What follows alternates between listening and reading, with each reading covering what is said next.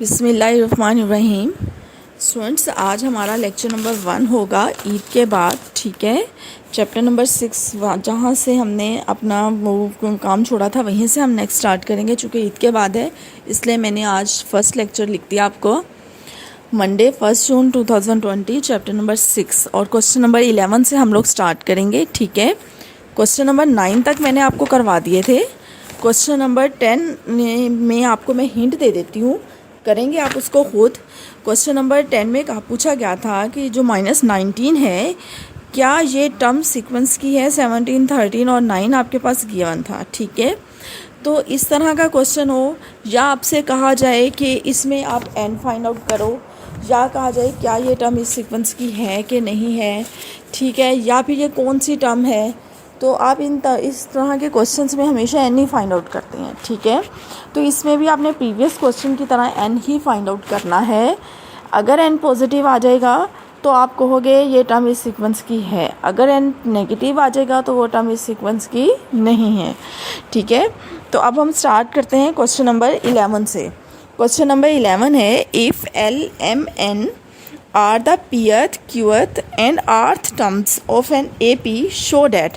और फिर ये जो दो रिजल्ट्स हैं I और I, ये जो रिज़ल्ट मैंने सोल्यूशन में लिखे हुए हैं, क्वेश्चन में लिखे हुए हैं, ये आपने शो करने हैं। ठीक है, तो सबसे पहले तो हम ये टर्म्स का एक दफ़ा फिर देख लेते हैं कि टर्म्स किस तरह हम लिखते हैं। अगर आपसे कहा जाए सेकेंड टर्म में तो आपने लिखना है A1 + D। ठीक है, अगर आपसे कहा जाए थर्ड टर्म है तो आप कैसे लिखेंगे A1 + 2D। ठीक है, चाहे इस तरह लिख लें A1 + 2D, चाहे लिखो 3 - 1D, A1 + 3 - 1। ठीक है, एक कम करना है हमने। अगर आपसे कहा जाए nth टर्म है, ठीक है, nth टर्म, तो आपने कैसे लिखना है, nth टर्म को A1 + n - 1D करके लिखना है। इसी तरह अब इस क्वेश्चन में कहा गया है कि आपके पास जो टर्म है वो pth टर्म है। ठीक है, बिल्कुल उसी रूल को फॉलो करते हुए आप कैसे लिखेंगे, A1 + P - 1 आपने माइनस करना है ना, जैसे n - 1 किया था, 2 - 1 किया था, 3 - 1, यानी टर्म्स में से एक माइनस करके, यानी एक वैल्यू कम, एक नंबर कम लिखना है D के साथ। तो अब आपके पास टर्म जो है वो pth टर्म है तो P - 1D आ जाएगा। अगर qth टर्म है तो Q - 1D आ जाएगा। अगर rth टर्म है तो R - 1D आ जाएगा। अच्छा, इसके साथ उन्होंने क्वेश्चन में ये भी कहा है कि pth टर्म जो है वो L है, qth टर्म आपके पास M है और rth टर्म आपके पास क्या है, N है। इसलिए आपने यहाँ पे लिखा L = सोल्यूशन में आ जाए, L = A1 + P - 1D और इसको इक्वेशन 1 कह दिया। इसी तरह M = A1 + Q - 1D, N = A1 + R - 1D आपने लिख दिया। ठीक है, ये इक्वेशन 1, इक्वेशन 2 और इक्वेशन 3 आ गए। अच्छा, अब उसके बाद ना इसमें आपके पास बहुत सारे ऑप्शन हैं इस क्वेश्चन को सॉल्व करने के। आपने ना दो करके इक्वेशन को सॉल्व करना है। ठीक है, आपने इक्वेशन 1 - इक्वेशन 2 कर लें, फिर आपने इक्वेशन 2 - इक्वेशन 3 मैंने लिख दिया। आप 3 - 1 भी कर सकते हैं। ठीक है, 1 - 3 भी, इन सब से आंसर वही आ जाएगा आपके पास। ठीक है, अच्छा, अब आपने किया 1 - 2, इक्वेशन 1 - 2 L - M, यानी लेफ़्ट में से लेफ़्ट साइड को माइनस किया जाता है और राइट साइड में से राइट को माइनस किया जाता है। तो A1 + P - 1D। इसी तरह फिर उसके बाद A1 + Q - 1D। जब आप नेगेटिव अप्लाई करोगे, माइनस करते हैं तो साइन बदल देते हैं ना, तो आपने A1 के साथ नेगेटिव आ जाएगा, फिर Q - 1 के साथ नेगेटिव आएगा, फिर -1 वाला +1 हो जाएगा। ठीक है, तो आपके पास A1 से A1 कैंसिल हो जाएगा, ऊपर -1D है, नीचे +1D हो जाएगा, वो दोनों कैंसिल हो जाएंगे। चाहे आप अगर मुश्किल लगे तो आप ब्रैकेट को रिमूव कर लें, मतलब ब्रैकेट ओपन कर लें और फिर उसको सॉल्व कर लें, वैसे भी आ जाएगा। अब फाइनल आपके पास क्या बचा, L - M = P - QD। ठीक है, P - Q × D ब्रैकेट के बाहर। अब आप सॉल्व करेंगे इक्वेशन 2 और इक्वेशन 3 को, तो आपके पास क्या आ जाएगा, M - 1 A1 + QD - D।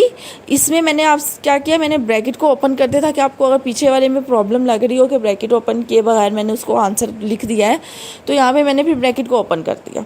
तो A1 + RD - D। अब जब आप माइनस करोगे तो साइन बदल दोगे। ठीक है, आपके पास m माइनस एन का आंसर आ जाएगा q minus R D. D दोनों में कॉमन था, वो कॉमन लेके ब्रैकेट के बाहर लिख दिया। अच्छा, पहले हमने इक्वेशन 3 तक कर दिया था। अब पिछला जो रिजल्ट था l माइनस एम वाला, उसको हमने इक्वेशन 4 कह दिया और m माइनस एन वाले रिजल्ट को इक्वेशन 2 कह दिया, इक्वेशन 5 कह दिया, सॉरी। अब इक्वेशन 4 पे इक्वेशन 5 को डिवाइड कर दिया, ठीक है। आपने क्रॉस मल्टीप्लिकेशन या ज़र्ब चिली पाई पढ़ी होगी, ठीक है। तो यहाँ पे मैंने एरो से उनको आपको शो भी कर दिया किससे किसने मल्टीप्लाई होना है। सबसे पहले तो डी ब्रैकेट के ऊपर और नीचे नोमिनेटर और डिनोमिनेटर दोनों में डी मौजूद है, उसको कैंसिल करते हैं, ठीक है। अच्छा, आपने डी को कैंसिल कर दिया। अब L minus M divided by M minus N है और दूसरी साइड पे है इक्वल के दूसरी साइड पे है पी माइनस क्यू और divided by R Q minus R. अब आपने कर दिया क्रॉस मल्टीप्लिकेशन, ठीक है। अब क्रॉस मल्टीप्लिकेशन करके आपके पास जो इक्वेशन बनी है उसको इक्वेशन कर दिया 6। अच्छा बच्चों, यहाँ पे इक्वेशन 6 इसलिए कहा, अब आपने 2 पार्ट सॉल्व करने। पेपर में एक पार्ट आता होता है, ठीक है। अब जो पार्ट आएगा उसके बाद नेक्स्ट उसी का सोल्यूशन कर लेंगे। ये वाला आपके पास कॉमन सोल्यूशन आ गया। कॉमन सोल्यूशन यानी कि चाहे 1 पार्ट आए, फर्स्ट पार्ट आए, चाहे सेकेंड पार्ट आए, यहाँ तक आप कर लेंगे। उसके बाद फर्स्ट पार्ट है तो फर्स्ट पार्ट वाला सोल्यूशन लिख देंगे, नेक्स्ट सेकंड पार्ट है तो सेकंड पार्ट वाला सोल्यूशन लिख देंगे। अच्छा, फर्स्ट पार्ट देखते हैं। तो फर्स्ट पार्ट के हम क्वेश्चन की तरफ चलते हैं ना। क्वेश्चन में क्या पूछा गया था, l q minus r plus m into r minus p plus n into p minus q, ठीक है। अब ज़रा इसमें देखें, ज़रा क्वेश्चन में एल एम और एन ब्रैकेट के बाहर है और ब्रैकेट में क्यू माइनस आर है, आर माइनस पी और पी माइनस क्यू है, यानी पी क्यू आर वाली ब्रैकेट क्लोज है और एल एम एन वाली ब्रैकेट के बाहर है। तो इसका मतलब ये हुआ कि हमने दोनों साइड पे जहाँ पे एल एम एन वाली ब्रैकेट है उसको ख़त्म कर देना है और पी क्यू वाली ब्रैकेट को ख़त्म नहीं करना, ठीक है। आपने एल को अंदर मल्टीप्लाई किया क्यू माइनस आर से, वो लिख दिया। फिर माइनस एम को मल्टीप्लाई किया, वो लिख दिया। इसी तरह इक्वल के दूसरी साइड पे उनको ले आओ, चाहे यहीं पे पहले लिख दो। एम को मल्टीप्लाई किया, फिर माइनस एन को, और फिर तमाम वैल्यूज़ को इक्वल के दूसरी साइड पे ले आए, ठीक है। ये वाली बात मैं दोबारा रिपीट कर देती हूँ। आप क्वेश्चन में देखेंगे कि हमारे पास पी क्यू आर वाली ब्रैकेट बंद है, यानी कि इस ब्रैकेट के अंदर है, और एल एम एन ब्रैकेट के बाहर है। इस वजह से हम एल एम एन को मल्टीप्लाई कर देंगे और पी क्यू आर वाली टर्म्स को मल्टीप्लाई नहीं करेंगे। हमारे पास क्वेश्चन तो गिवन होगा, हम उससे देखेंगे कि हमें क्या फाइंड आउट करना है। उसके बाद एल एम एन को आप मल्टीप्लाई कर देंगे और दूसरी ब्रैकेट क्लोज ओपन नहीं करेंगे, उसको वैसे ही रहने दें। अगर आप कर देंगे तो आपका एक्स्ट्रा स्टेप जाएगा एक दफ़ा, फिर हमें क्लोज करना पड़ेगा, इसलिए वहाँ पे मल्टीप्लाई नहीं करेंगे नेक्स्ट मज़ीद। अच्छा, फिर तमाम वैल्यूज़ को इक्वल के एक तरफ ले आओ। उसके बाद आपके पास m 2 दफ़ा आ गया, ठीक है। m कॉमन ले लो और ब्रैकेट के अंदर जो टर्म्स कैंसिल होती हैं, जैसे q से q कैंसिल हो जाएगा, बाकी क्या बचेगा r माइनस पी। अब ज़रा देखें, l q minus r plus m r minus p plus n p minus q equal to 0। देखें, पहुँच गए हम आंसर पे जो हमें चाहिए था। अब हम करते हैं सेकेंड पार्ट। अब सेकेंड पार्ट के क्वेश्चन को पहले देखते हैं। देखें, अब पी क्यू आर जो है वो ब्रैकेट के बाहर है, जबकि m minus n, n minus l और l माइनस एम, यानी कि l m n वाली जो वैल्यूज़ हैं वो ब्रैकेट के अंदर हैं, ठीक है। तो हमें यहाँ से पता चल गया कि सेकेंड पार्ट में जब हमने ब्रैकेट को ओपन करना है, कौन सी ब्रैकेट को ओपन करना है, हमने किसको मल्टीप्लाई करना है, क्यू आर वाली को, और पी माइनस क्यू वाली को मल्टीप्लाई कर देंगे। l माइनस एम और m माइनस एन को ब्रैकेट में ही रहने देंगे, ठीक है। तो q को मल्टीप्लाई किया, फिर माइनस आर को मल्टीप्लाई किया, इक्वल की दूसरी साइड पे p को किया और नेगेटिव q को किया। फिर तमाम वैल्यूज़ को इक्वल के एक साइड पे ले आई। अब देखें, आप जब एक साइड पे लाएंगे तो इस दफ़ा q रिपीट हो रहा है। पिछले वाले में m की 2 टर्म्स थी, अब q की 2 हैं। तो इसी तरह जिस तरह पिछले वाले में क्या था, q को कंबाइन कर लें, ठीक है। q को कंबाइन करेंगे, आपके पास q का आंसर आ जाएगा n माइनस एल। अब इसमें से माइनस कॉमन ले लो, ठीक है। एन एल माइनस एन, इसमें से माइनस कॉमन लोगे तो n माइनस एल आ जाएगा, ठीक है। तो आपके पास आंसर क्या आ गया, p m minus n plus q n minus l plus r l minus m equal to 0, ठीक है। अब हम करते हैं question number 12। Find the nth term of the sequence. हमारे पास सीक्वेंस गिवन है। अब सीक्वेंस को गौर से देखें। 4/3 स्क्वायर है, अगली टर्म है 7/3 स्क्वायर, उससे अगली टर्म है 10/3 स्क्वायर, ठीक है। आपने इसमें मुख्तसर तरीन सीक्वेंस को कंसीडर करना है, उसकी nth टर्म निकालेंगे और जो सीक्वेंस गिवन है उस टाइप का उसका आंसर लिख देंगे, ठीक है। अब ज़रा देखें, सबसे पहले तो हर टर्म का स्क्वायर है, तो इसका मतलब है कि nth टर्म में भी आपके पास क्या आ जाएगा, स्क्वायर आ जाएगा। उसके बाद हर टर्म के डिनोमिनेटर में 3 आ रहा है, तो हम भी ऐसे करेंगे कि हम nth टर्म निकालेंगे और उसके डिनोमिनेटर में 3 लिख देंगे, ठीक है।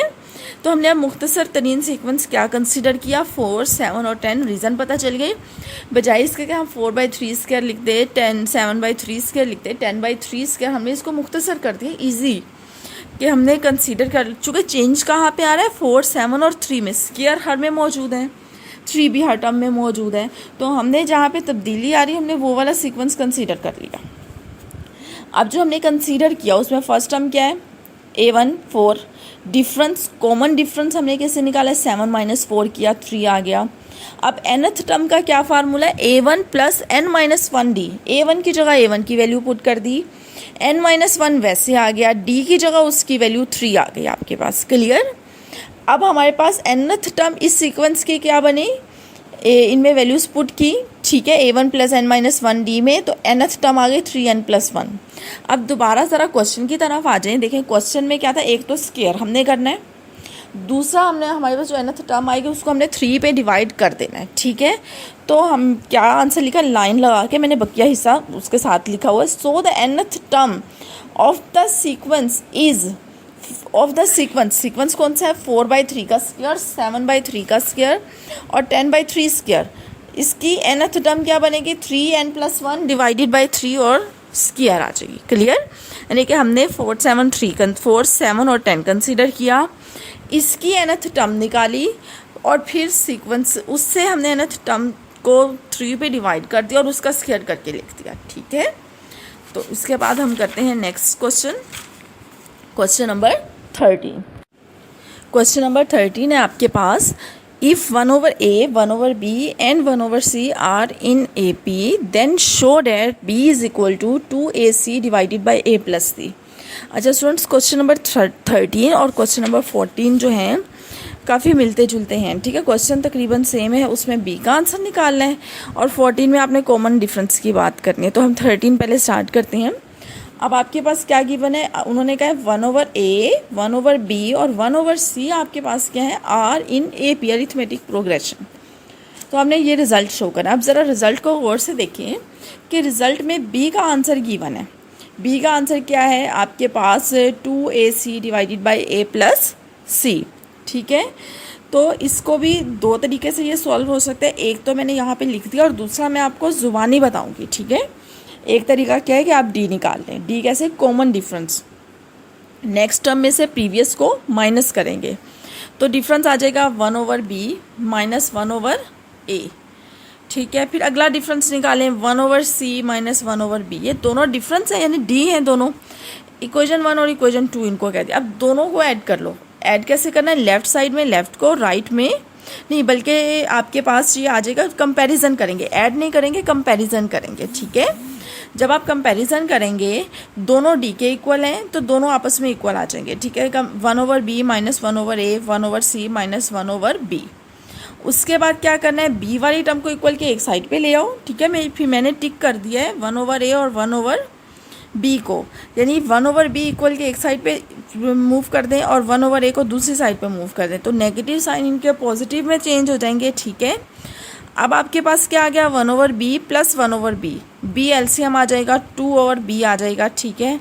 दूसरी साइड पे देखिए 1/c + 1/a, आप एलसीएम ले लेंगे, ठीक है। a + c divided by ac आ जाएगा। अब 2/b जो है वो 2 इधर ले जाओ दूसरी साइड पे, 2/b 2 मल्टीप्लाई हो रहा है, दूसरी साइड पे जाके डिवाइड हो जाएगा, ठीक है।